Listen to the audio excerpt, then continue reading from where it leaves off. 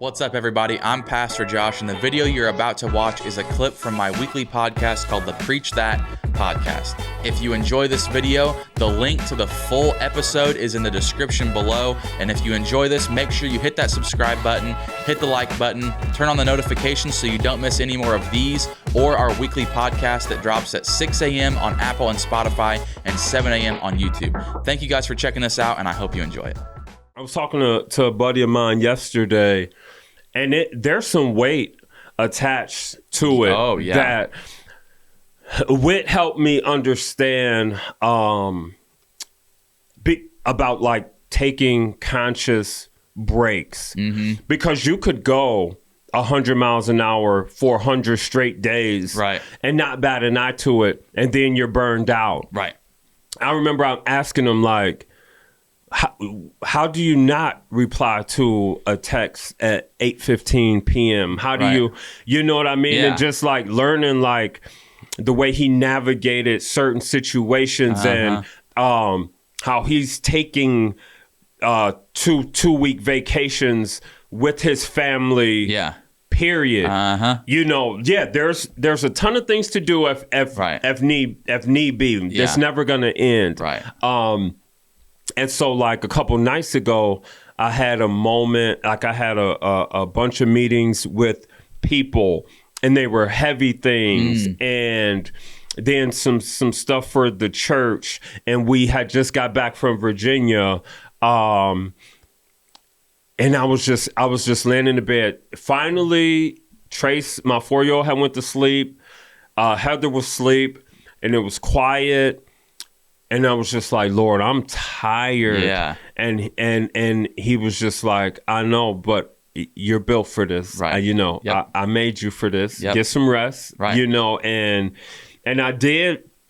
And I woke up. I'll never forget. I woke up the next day refreshed. Yeah. Refreshed. Yeah. Amen. Yeah. Amen. Yeah. Those breaks, though, are mandatory. Oh, for sure. Mandatory. Yeah. Because I've got no problem ignoring a work email that somebody sends me at 7. Like, I'll deal with that tomorrow. Yeah. But when somebody reaches out, hey, I need this prayer, I have this question, it's hard to not respond. Hard to not. And I can't even bring myself to be like, hey, if it's not something that's like, if there's an emergency, yeah, you know, you need to be able to help when you can. But getting to the point where it's like, hey, like, let's talk about this tomorrow. I feel like I've got to be like, just dive into it with them right then and there and take as long as it. Yeah. And there was a time, which now that we moved, I know I was going to be able to find me. But there was a time where people would show up. I had a buddy of mine that he showed up, and we were standing on my front porch at 2:30 in the morning because he just needed to come talk and needed to get something off his chest, needed to pray. And I mean, I'm up a lot at night, so that's just, sure, do it. Let's do it. I had a front porch ministry, I call it there, for because people would just show up. Another guy that I had ministered to a lot at the other church that I've become buddies with, he just showed up. I was like mowing the yard, cooking on the grill, kids were outside playing, and he just walks through the gate in the back like, hey, what's going on? We just stood there and talked for an hour. Yeah. It's so, those are the things that it's hard.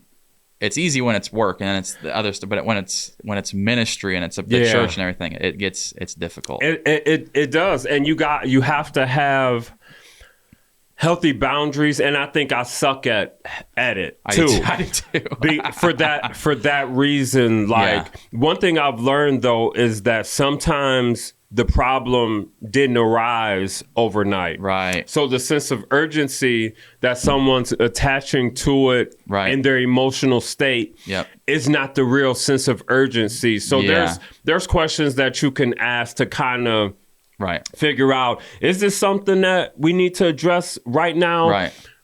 Or can we wait till in the morning? But when the phone rings at 3 a.m., you know it's serious business. Yeah. You know what I mean? So something that Craig Rochelle said on one of his podcasts, so this has been a while back, was that I always try to remember is oftentimes we allow what's urgent to distract us from what's important. For sure. Because what's urgent isn't always really that important. It just feels like it because there's an urgency attached to it. It just feels like it.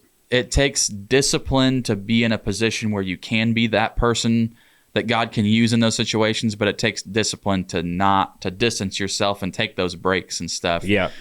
Brandon, shout out Brandon. He just said something. Last night we started going through the book of Ephesians together, and he was telling me something that he noticed in Scripture, and I hadn't really given it a lot of thought before.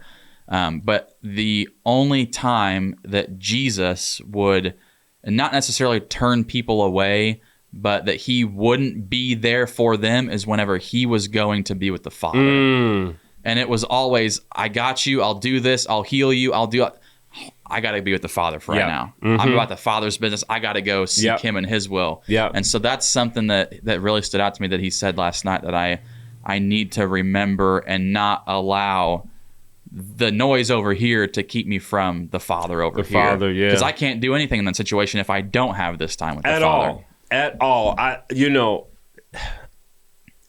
It's by the grace of God that we're alive, breathing, doing what we're doing every second of the day is by his grace. So we got to lean into him. I said the other day, like, trying to encourage people to, in the morning, have some time with the Father. Have that quiet time. Have some time of prayer, reading, reflection, with God. Hear from God. Get the peace of God before you start your day. Before you enter walk out your house and enter the chaos. Have some time with God. I was at McDonald's the other day in the drive-thru. Don't judge me, y'all. No judgment here either. And so there's a reason I sit behind the desk to kind of block. Don't. And so I'm in my truck and I'm sitting there, and I had just posted, like, do you cut people off in that second McDonald's lane? I remember that, like a couple days ago. And so we're sitting there talking to Christian. Tracy's in the back laughing. He's singing this Dino Run song. And we felt like a boom, just like a small tap. Our trucks are not small. So I got out, right in the drive-thru, got out, and the kid who bumped into, like, my bumper metal part. He got out. He was kind of timid. And so in his being timid, I was just, you good? Is your car good? He was like, my car's, are you? I'm like, why are you asking me if my car's good? I hit you. I'm like, man, I fist bumped him. I was like, yeah, you're all good, man.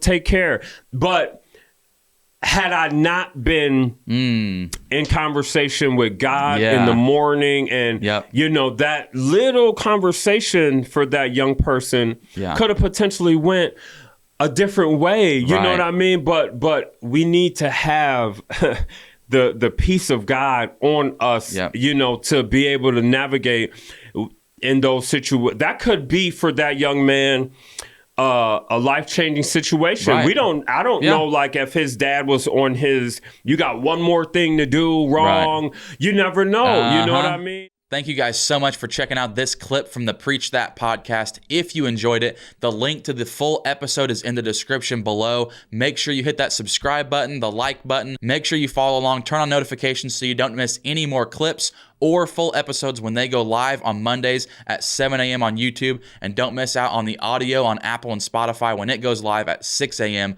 on Monday mornings. I appreciate you guys for checking this out, and I will see you on the next one.